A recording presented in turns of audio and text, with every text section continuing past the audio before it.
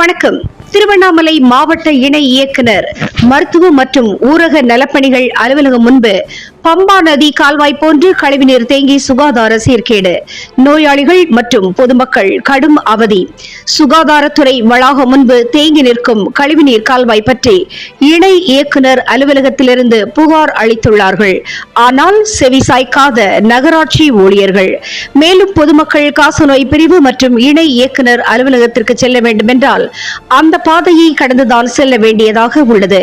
இதனால் பொதுமக்கள் மற்றும் காசநோய் பிரிவுக்கு செல்லும் நோயாளிகள், இணை இயக்குனர் அலுவலகத்தில் பணிபுரியும் அரசு ஊழியர்கள் தொற்று ஏற்படும் அபாயம் உள்ளது என்று அச்சம் கொள்கின்றார்கள். மேலும் வளாகம் முன்பே பழக்கடைகளையும் ஆட்டோக்களையும் கழிவுநீர் ஆக்கிரமிப்பில் இருக்கதால் காசநோய் பிரிவுக்கு செல்லும் நோயாளிகள் மற்றும் பொதுமக்கள் கடும் பாதிப்புக்கு உள்ளாகி வருகின்றார்கள். மேலும் ஆக்கிரமிப்பு அகற்றி நோயாளிகள் மருத்துவமனைக்கும் மருத்துவத்துறை அதிகாரிகள் புகார் தெரிவிக்கவும் செல்லும் பொழுது சிரமம் உள்ளது. மற்றும் உடனடியாக துறை சார்ந்த அதிகாரிகள் கழிவுநீர் கால்வாயினை சரி செய்து நோய் தொற்றிலிருந்து பொதுமக்களையும் நோயாளிகளையும் அரசு ஊழியர்களையும் பாதுகாத்திட வேண்டும் என்று அப்பகுதி மக்கள் சமூக ஆர்வலர்கள் கோரிக்கையாக உள்ளது.